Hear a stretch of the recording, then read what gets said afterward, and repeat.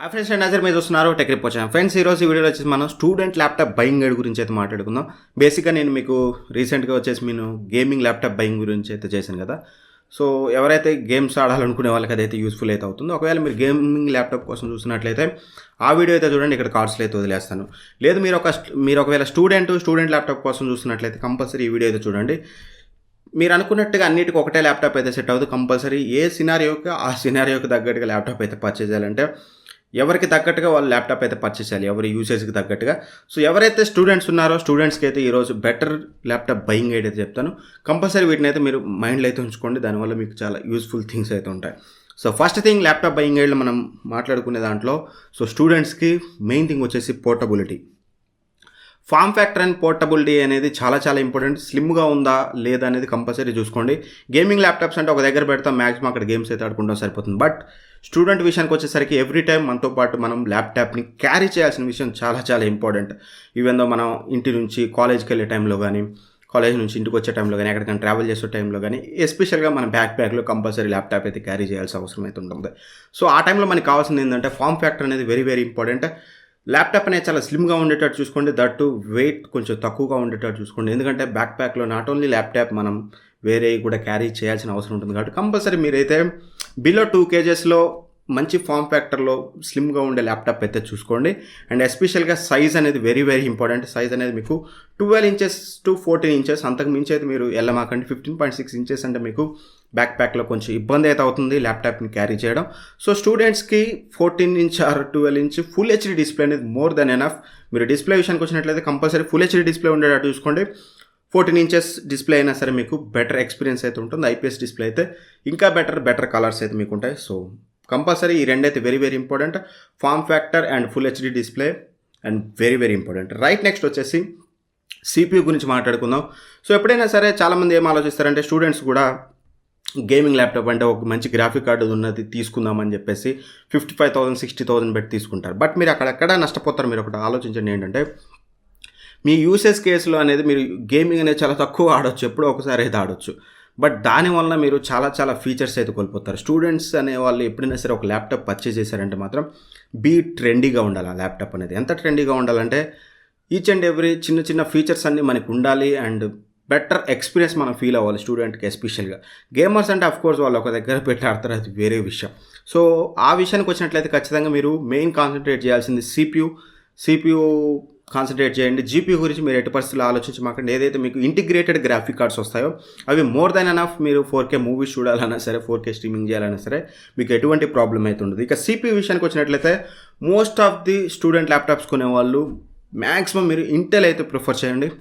AMD అవసరం లేదు. మీరు ఒకవేళ చిన్న ఎడిటింగ్ లాంటివి చేస్తారు, గేమ్స్ కాకుండా ఎడిటింగ్ లాంటివి చేస్తారనుకుంటే మాత్రం మీరు AMDకి అయితే వెళ్ళండి. తప్పితే లేదా అది కూడా చేయరు, మీరు పర్ఫెక్ట్ స్టూడెంట్గా మీకు ఒక బెస్ట్ ల్యాప్టాప్ కావాలనుకుంటే మాత్రం మోస్ట్ ఆఫ్ ది టైం మీరైతే ఇంటెల్ ఐ సిరీస్ అయితే ఖచ్చితంగా ప్రిఫర్ అయితే చేయండి. 80% AMDకి అయితే వెళ్ళమాకండి.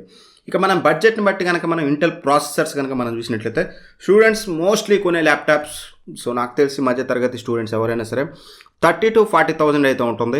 సో 30,000 to 40,000లో కనుక మీరు ఒకవేళ ల్యాప్టాప్ కొనాలనుకుంటే మాత్రం మినిమం i3 10th జనరేషన్ ఉండేటట్టు చూసుకోండి. మినిమం నేను చెప్పేది, ఒకవేళ మీరు 11th జనరేషన్ i3 దొరికిందంటే ఇంకా బెటర్ మీకు.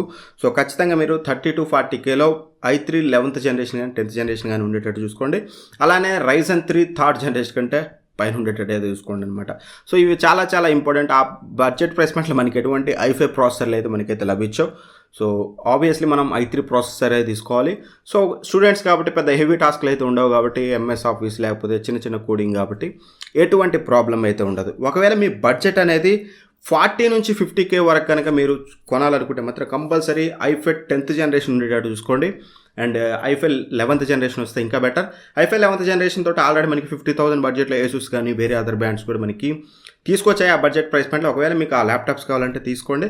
బట్ ఒకటైతే గమనించండి, ఒకవేళ i5 11th జనరేషన్కి వెళ్ళేటప్పుడు మీకు వేరే చిన్న ఫీచర్స్ మిస్ అయ్యాయంటే మాత్రం, నేను ఫర్దర్గా ముందు చెప్పబోయే ఫీచర్స్ అనేవి మీకు మిస్ అవుతున్నాయి అనుకుంటే మాత్రం వాటి దగ్గర కాంప్రమైజ్ అవ్వను నేను అనుకుంటే ఖచ్చితంగా మీరు i5 10thకి వెళ్ళి బెటర్ ఫీచర్స్ ఉండేటట్టు చూసుకోండి. లేదు ఒకవేళ మీరు i5 11th జనరేషనే కావాలి, నాకు ఈ ఫీచర్స్ పెద్ద అవసరం లేదనుకుంటే మాత్రం మీరు దానికైతే వెళ్ళచ్చు. సో ఇక్కడ compulsory same price point 11th generation 10th generation వస్తుందంటే ఖచ్చితంగా మీకు వేరే అదర్ ఫీచర్స్లో కొంచెం కోత అయితే ఉంటుంది. సో వాటిని అయితే అబ్జర్వ్ చేయండి. అవి మీకు ఎంతవరకు యూస్ఫుల్ కాదనేది కంపల్సరీ చూడండి. ఒకవేళ మీరు 40-50Kలో మీరు రైజన్లో తీసుకోవాలనుకుంటే మాత్రం Ryzen 5 ప్రాసెసర్ ఉండేటట్టు అయితే చూసుకోండి.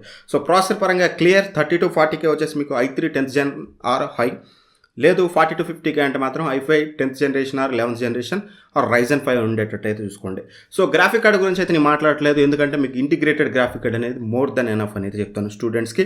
అండ్ స్టూడెంట్స్ విషయానికి వచ్చినట్లయితే ర్యామ్ అనేది ఇప్పుడు చాలా చాలా ఇంపార్టెంట్. సో మీరు ఆల్రెడీ స్టూడెంట్ అయితే మీరు చదువుకొని ఉండే ఉంటారు.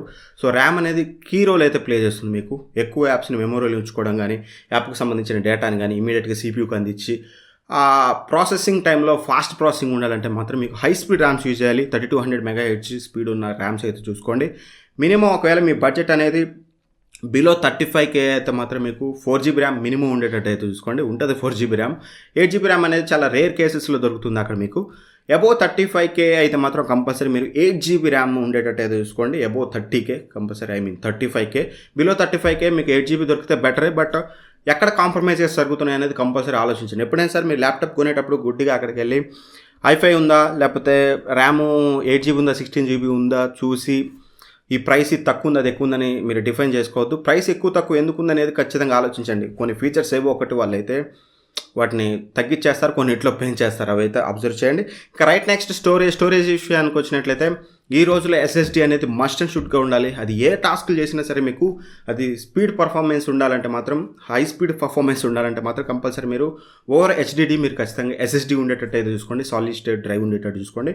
అట్లీస్ట్ 250GB ఆర్ 240GB మీకు ఓన్లీ OS కోసం ఉండేటట్టు చూసుకోండి. ఫర్దర్గా మీకు ఎంత అవసరం అంతవరకు మీరు హార్డ్ డిస్క్ అనేది ఎక్స్పాండ్ చేసుకోండి. మీరు 1TB హార్డ్ డిస్క్ కావాలా, 2TB కావాలా, లేకపోతే 500GB హార్డ్ డిస్క్ కావాలా, అది మీ ఇష్టం. దట్టు హార్డ్ డిస్క్ కూడా మీరు 7200 RPM వాడితే మంచిది. లేదు మీరు స్టూడెంట్స్ కాబట్టి 5400 RPM అయినా సరే మీకు ఎటువంటి మేజర్ ప్రాబ్లం అయితే ఉండదు. బట్ కంపల్సరీ ఓఎస్కి మాత్రం SSD ఉండేటట్టు అయితే చూసుకోండి. ఇక అవన్నీ అయిపోయాక స్టూడెంట్కి very very important thing, night బెడ్రూమ్లో ఉన్నప్పుడు కంపల్సరీ మీరు నైట్ టైంలో ఎక్కువ ల్యాప్టాప్స్ అయితే యూజ్ చేస్తుంటారు. ఇంట్లో వాళ్ళకి డిస్టర్బ్ అవ్వకుండా ఉన్న కోసం చాలామంది లైట్స్ ఆఫ్ చేసి ల్యాప్టాప్ యూజ్ చేస్తారు. ఆ టైంలో మనకి డిస్ప్లే ఏదైతే హింజ్ ఉంటుందో, హింజ్ మనకి ఓపెన్ చేయగానే దాని మీద డిస్ప్లే కీబోర్డ్ మీద పడి మనకి పెద్దగా కీబోర్డ్ అయితే కనిపించదు. సో కంపల్సరీ కీబోర్డ్లో బ్యాక్ లైట్ కీబోర్డ్ ఉండేటట్టు చూసుకోండి. ఆ డిస్ప్లే మీద అది సరిగ్గా పడదు, మనకి ఎక్కడ కీస్ ఉన్నాయో అర్థం కాదు, రాంగ్ వేలో మనం టైప్ చేస్తాం కాబట్టి. ఆబ్వియస్లీ MS ఆఫీసు ఎక్కువగా యూజ్ చేస్తారు కాబట్టి స్టూడెంట్స్ కంపల్సరీ మీరు బ్యాక్ లైట్ కీబోర్డ్ అనేది వెరీ వెరీ ఇంపార్టెంట్, అది ఉండేటట్టు అయితే చూసుకోండి. అండ్ అలానే నెక్స్ట్ థింగ్ కనుక మనం చూసినట్లయితే 2-in-1 ఆప్షన్ అనమాట. సో స్టూడెంట్స్కి వెరీ వెరీ ఇంపార్టెంట్ థింగ్ వచ్చేసి ల్యాప్టాప్తో పాటు మీకు ఒకవేళ ట్యాబ్లా యూజ్ చేయాలి, 2-in-1 ఆప్షన్ అంటే మీరు ఆ హింజ్ని జస్ట్ రిమూవ్ చేసేసి ఒక ట్యాబ్లా యూజ్ చేసే ఫెసిలిటీ ఉంటాయి. ఇన్ కేస్ మీరు 50,000 బడ్జెట్ వరకు వెళ్ళినప్పుడు మీకు ఆ ఫీచర్స్ ఉంటే మాత్రం ఖచ్చితంగా అట్లాంటి ఫీచర్ ఉండేటట్టు చూసుకోండి. పోర్టబిలిటీ అనేది చాలా బాగుంటుంది, సీమ్లెస్ ఎక్స్పీరియన్స్ ఉంటుంది ఎస్పెషల్గా స్టూడెంట్స్కి. అండ్ నెక్స్ట్ వచ్చేసి బ్యాటరీ అనమాట. బ్యాటరీ బ్యాకప్ అనేది మినిమం మీకు 5 hours ఉండేటట్టు చూసుకోండి, 4 to 5 hours. ఎందుకంటే మీరు మార్నింగ్ ల్యాప్టాప్కి ఛార్జింగ్ పెట్టి ఆఫీస్కి తీసుకెళ్లారంటే, కాలేజ్కి తీసుకెళ్లారంటే మాత్రం ఎక్కువసేపు బ్యాటరీ బ్యాకప్ అయితే ఉండాలి. లేకపోతే మళ్ళీ మీరు కాలేజ్లో సాకెట్స్ వెతుకుని అక్కడ పెట్టుకోవడం అందుకు కొంచెం ప్రాబ్లమేటిక్గా ఉంటుంది. కాబట్టి ఆబ్వియస్లీ కొంచెం బెటర్ బ్యాకప్ వచ్చేది చూసుకోండి. And that fast charging support ఉన్న ల్యాప్టాప్స్ అయితే చూసుకోండి. 65 watt 60 watt 50 watt అనేది కొంచెం ఫాస్ట్ ఛార్జింగ్ ఉన్న ల్యాప్టాప్స్ అయితే ప్రిఫర్ అయితే చేయండి. అండ్ మెయిన్ థింగ్ వచ్చేసి ఫింగర్ ప్రింట్ స్కానర్ ఉండేటట్టు చూసుకోండి, కొంచెం ట్రెండీగా. సో ప్రతిసారి మనం పాస్వర్డ్స్ మీద బేస్ అయి ఉండకుండా మీరు మోస్ట్లీ ఫింగర్ ప్రింట్ స్కానర్ ఉంటే మాత్రం చాలా ఫాస్ట్గా అయితే బూట్ అయితే అవుతుంది. మీరు జస్ట్ ఆన్ చేయగానే ఫింగర్ ప్రింట్ సెన్సార్ పెట్టగానే ఇమీడియట్గా ఫాస్ట్గా అయితే బూట్ అవుతుంది, ఎటువంటి ఫిజికల్గా మీరు టైప్ చేసే అవసరం లేకుండా. ఇవన్నీ ఎక్స్ట్రా యాడెడ్ ఫీచర్స్ అనమాట. అంటే స్టూడెంట్ అంటే నా దృష్టిలో ట్రెండీగా ఉండాలనేది నా ఒపీనియన్. సో దట్స్ వై ఇవన్నీ అయితే నేను ఇంక్లూడ్ చేశాను. లేదంటే ఇవన్నీ అవసరం లేదు, పర్ఫార్మెన్స్ ఓరియంటెడ్ కావాలంటే అవి కూడా ప్రిఫర్ చేయొచ్చు. బట్ యాజ్ ఏ స్టూడెంట్ అంటే నేను స్టూడెంట్గా ఉండేటప్పుడు నా వే ఆఫ్ థింకింగ్, నా లైఫ్ స్టైల్ కానీ దాన్ని బేస్ చేసుకుని అయితే నేను ఈ వీడియో అయితే చేస్తున్నాను.